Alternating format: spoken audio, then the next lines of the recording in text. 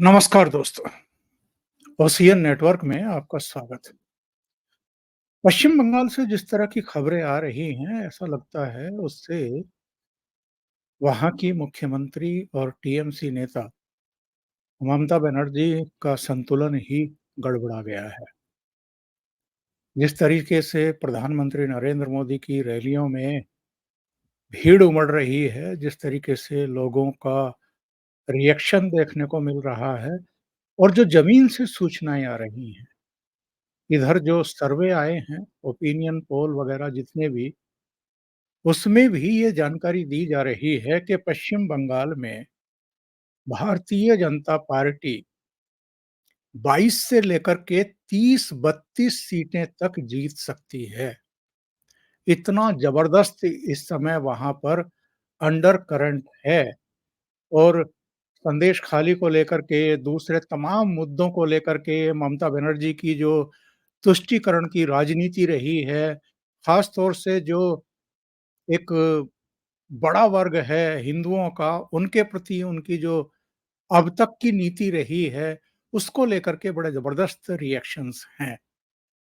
और जिस तरह ममता बनर्जी ने सीएए का विरोध किया है, एनआरसी को लेकर के या यूसीसी को लेकर के उन्होंने जिस तरह की इधर बयानबाज़ी की है, वो उनके उल्टे ही पड़ रही है, उनके गले में पड़ रही है और लोगों के जो रिएक्शंस हैं, वो बता रहे हैं कि साहब पश्चिम बंगाल में तो इस बार कुछ और ही होने जा रहा है और जैसी संभावना व्यक्त की जा रही है, जैसी सूचनाएँ आ रही हैं, वो अगर फलीभूत हो गई, वो अगर सच साबित हो गई, तो आप ये तय समझिए कि लोकसभा चुनाव के रिज़ल्ट आएँगे और ममता बनर्जी की उल्टी गिनती शुरू हो चुकी होगी।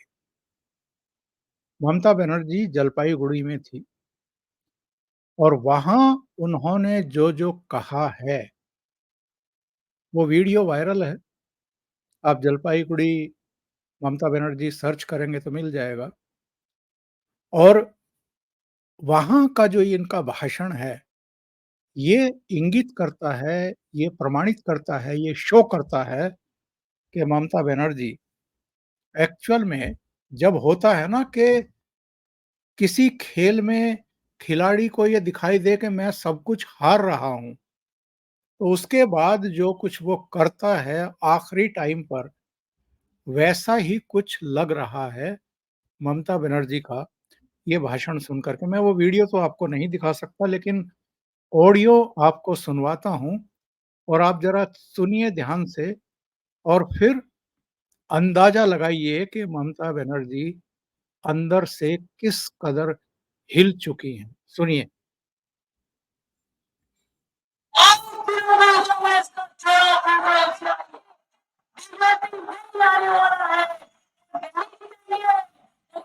करके आपको भगा देंगे।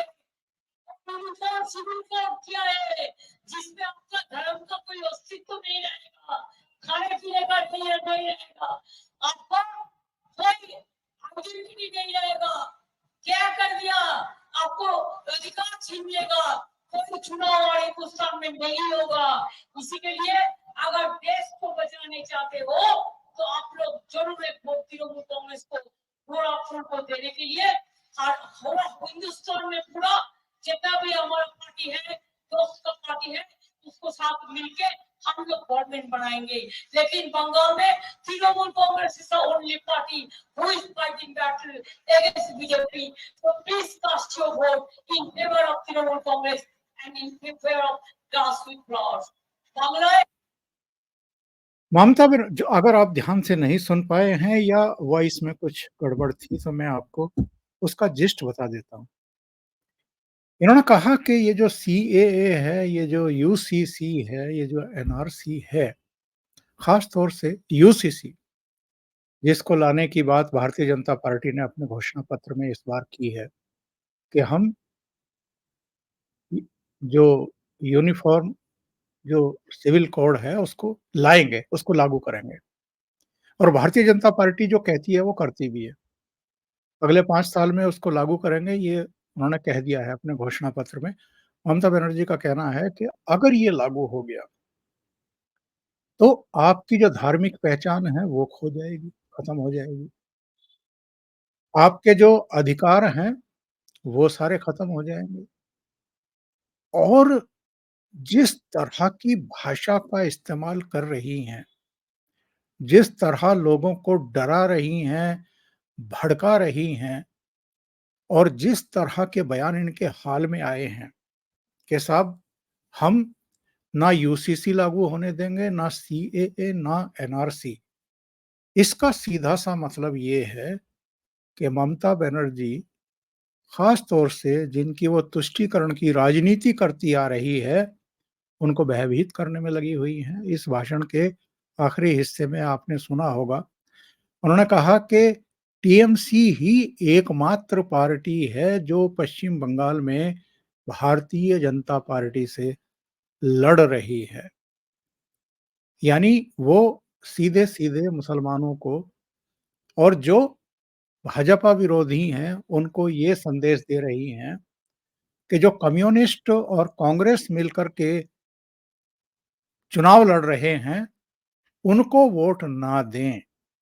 यानी मुस्लिम अपना वोट ना बँटने दें और वोट टीएमसी को ही दें। कुछ और चीज़ें हैं जिससे ये पता चलता है कि ममता बनर्जी इन चुनाव में भारतीय जनता पार्टी की आंधी और नरेंद्र मोदी की बढ़ती हुई लोकप्रियता से किस कदर डरी हुई हैं, भयभीत हैं, आतंकित हैं। पश्चिम बंगाल में दुर्गा पूजा हो, काली पूजा हो, सरस्वती पूजा हो, ये बड़े पैमाने पर त्योहार मनाए जाते हैं और इन दिनों की छुट्टी भी रहती है। आप जानते हैं और आपको याद होगा, जब विधानसभा चुनाव हो रहा था और उसका प्रचार शुरू हो चुका था, तो ये कहीं जा रही थी अपनी गाड़ी में और साइड में खड़े हुए किसी व्यक्ति ने जय श्री राम का नारा लगा दिया था। तो ये अपना काफ़िला रुकवा करके गाड़ी से कूद पड़ी थी और उस पर बरस पड़ी थी। मतलब जय श्री राम का नारा भी इनके कानों में अगर सुनाई पड़ जाए, तो ये किस कदर भड़क जाती थी, ये पिछला विधानसभा चुनाव में हमने देखा। क्या वजह है? कहाँ तो आप जय श्री राम के नारे से इस कदर चिढ़ रही थी और एक बार नरेंद्र मोदी की मौजूदगी में भी कलकत्ता में एक कार्यक्रम चल रहा था, बहुत गरिमापूर्ण कार्यक्रम था, वहाँ भी किसी भाजपा कार्यकर्ता ने या दूसरे लोगों ने जय श्री राम का नारा लगाया था, तो ये बिना भाषण दिए, भाषण को बीच में छोड़ कर के वहाँ से चली गई थी। कहाँ तो आपका ये एटीट्यूड था, जय श्री राम को लेकर के, भगवान राम को लेकर के और कहाँ अचानक इतनी बड़ी तब्दीली देखने को मिल रही है कि आपने रामनवमी पर सार्वजनिक अवकाश का ऐलान कर दिया है। और मामला केवल इतना नहीं है कि 17 अप्रैल को सार्वजनिक अवकाश रहेगा, स्कूल कॉलेज बंद रहेंगे, सरकारी कार्यालय बंद रहेंगे। इसके अलावा भी इन्होंने कई ऐसे काम किए हैं, जो लगता है कि भीतर से हिल गई हैं, जो एक परसेप्शन बन गया है लोगों की निगाहों में कि ये एंटी हिंदू हैं, एंटी सनातन काम कर रही हैं और भगवान राम की भी विरोधी हैं। क्योंकि जो इंडिया अलायंस का पूरा घटक दल था, उसने 22 जनवरी का जो प्राण प्रतिष्ठा समारोह था अयोध्या का, मतलब निमंत्रण पत्र मिलने के बावजूद उसका बायकॉट किया था और बायकॉट करने वाले में ममता बनर्जी भी शामिल थी। ममता बनर्जी खुद नहीं गई, उनका कोई प्रतिनिधि भी नहीं गया। ममता बनर्जी डरी हुई किस लिए हैं? एक तो जो सीएए लागू किया है लोकसभा चुनाव से ठीक पहले और अमित शाह ने कह दिया था कि लोकसभा चुनाव की घोषणा से पहले ही सीएए देश में लागू हो जाएगा। तो इनको डर इस बात का है कि सीएए लागू होने से ख़ास तौर से जो हिंदू वोट हैं, उनका बहुत तेज़ी से ध्रुवीकरण हुआ है। और जितना ये विरोध करेंगी, भारतीय जनता पार्टी जानती है कि ये ध्रुवीकरण और तेज होगा। नंबर 2, संदेश खाली में जो घटना हुई है और मत भूलिए, महिलाओं के साथ हुई है, उनकी ज़मीनें ही नहीं छीनी गई है, उनकी अस्मत पर हाथ डाला गया है, उनकी इज़्ज़त लूटी गई है और ये दलित वर्ग से, गरीब वर्ग से आती सारी महिलाएँ आती हैं। जो सीएए का लाभार्थी है, वो अधिकांशतः चाहे बांग्लादेश से आ रहा है या पाकिस्तान से आ रहा है, उनमें भी अधिकांशतः दलित हैं, दलित परिवार हैं। इसका विरोध कर रही हैं ये। संदेश खाली में जो कुछ हुआ है, शाहजहाँ शेख को लेकर के जिस तरह की बदनामी हुई है इनकी, इनकी सरकार की और तीसरे जो सीएए लागू हो रहा है, उसका पश्चिम बंगाल में सबसे ज़्यादा स्वागत किस वर्ग ने किया है? एक तो मतवा समुदाय ने और एक राजवंशी समुदाय ने। और ये माना जा रहा है कि ये 2 समुदाय पश्चिम बंगाल में जिसके साथ रहते हैं, उसी का पलड़ा भारी हो जाता है। तो ममता बनर्जी को लग रहा है कि सीएए अगर लागू करने की घोषणा कर दी है, अगर अधिसूचना जारी कर दी है, इसका नोटिफ़िकेशन जारी हो गया है, आवेदन माँग लिए गए हैं और लोगों को भारत की नागरिकता मिलनी शुरू हो चुकी है, तो पश्चिम बंगाल में इसका इनको बहुत बड़ा खामियाजा भुगतना पड़ सकता है।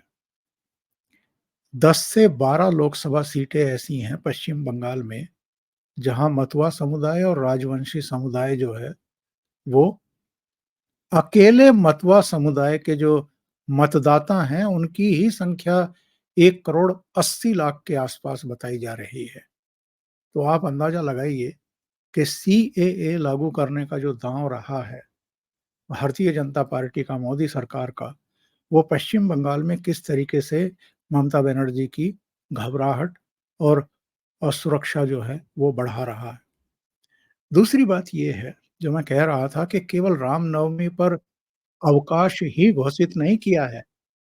जो डैमेज हुआ है उसको केवल कंट्रोल करने की रणनीति नहीं है ममता बनर्जी की, घबराहट ही नहीं है, बल्कि ये अभी 2-3 दिन पहले काली मंदिर में पूजा करने के लिए भी गई और पूजा जिस तरीके से कर रही थी, उसको लेकर के सोशल मीडिया पर काफ़ी आलोचनाओं का सामना भी इनको करना पड़ा।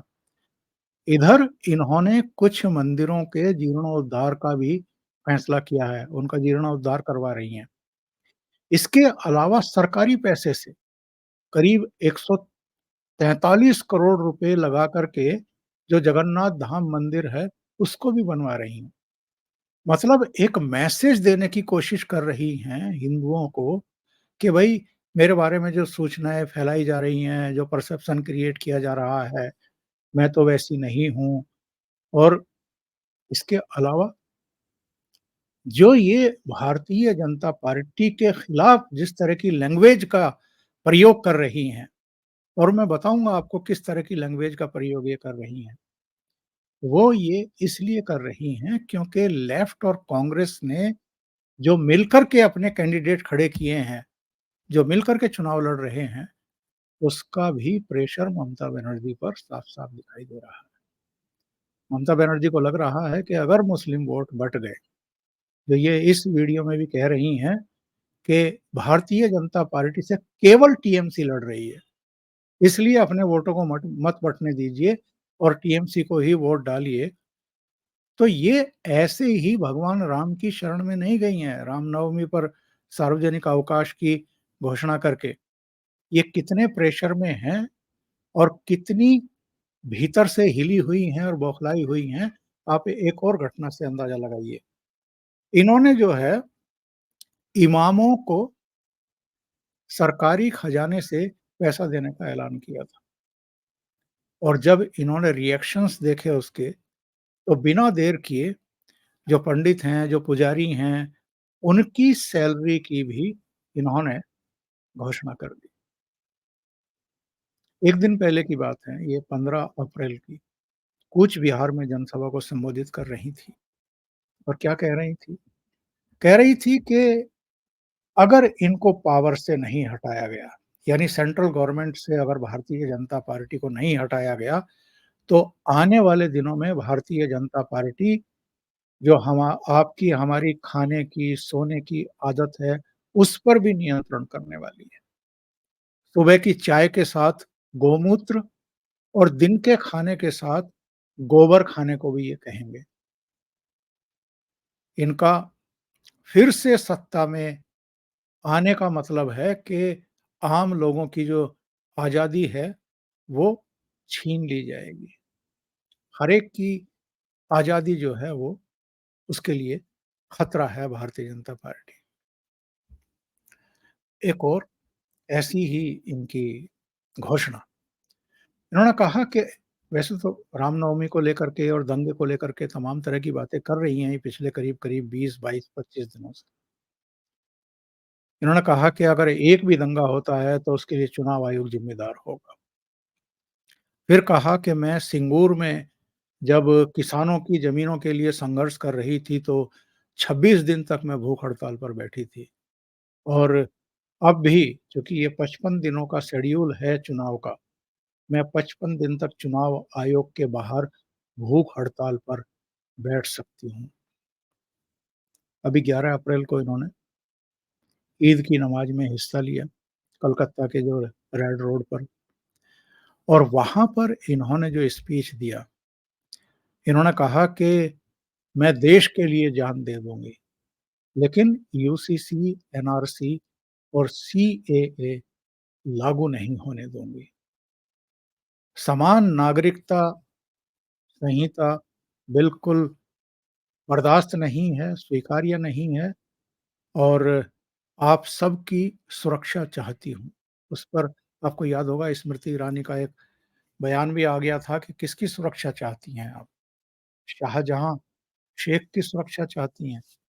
तो ममता बनर्जी का जो कुल मिलाकर के इस समय एटीट्यूड है और प्रधानमंत्री नरेंद्र मोदी ने जो अपनी जनसभाओं में इनकी दुखती रग पर हाथ रखा है बार-बार और संदेश खाली की महिलाओं को जो उनका वचन है, उनका जो संकल्प है, उन्होंने जो वादा किया है कि जो भी आपके अपराधी हैं, वो उनको सज़ा मिले, वो जेल की सिंकचों के पीछे हों, उनको अंजाम तक पहुँचाए, ये हम सुनिश्चित करेंगे। ये सारी चीज़ें ऐसी हैं जो ममता बनर्जी को अंदर से बहुत बुरी तरीके से डरा रही हैं और जो सूचनाएँ इधर आ रही हैं कि पश्चिम बंगाल में तो इस बार पूरा मामला ही उलटने वाला है। भारतीय जनता पार्टी जिसको पिछली बार 18 सीटें मिली थी, वो 22 से लेकर के 30-32 सीटें जीत सकती है और ममता बनर्जी की पार्टी जो है, वो 10 से 15 सीटों के बीच में कहीं अटक सकती है। उसने तो ममता बनर्जी का जो आत्मविश्वास था, मुझे लगता है कि वो पूरी तरीके से हिला दिया है। अभी के लिए इतना ही। बहुत-बहुत धन्यवाद। अगर आपको ये चैनल और इसके कंटेंट पसंद आ रहे हैं, तो लाइक करें, कमेंट करें, वीडियो को शेयर भी करें। अभी तक अगर आपने ये चैनल सब्सक्राइब नहीं किया है, तो सब्सक्राइब कर लें और साथ में लगे बेल आइकॉन को दबा दें, ताकि आगे आने वाले वीडियो और उनके नोटिफ़िकेशन आप तक पहुँचते रहें। बहुत-बहुत धन्यवाद। नमस्कार।